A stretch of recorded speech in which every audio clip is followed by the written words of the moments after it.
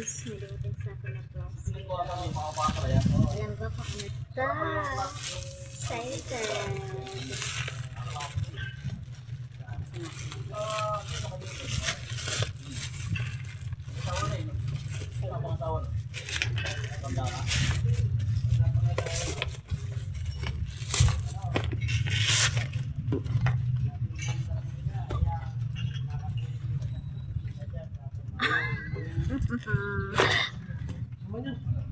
Oo nga, ipit.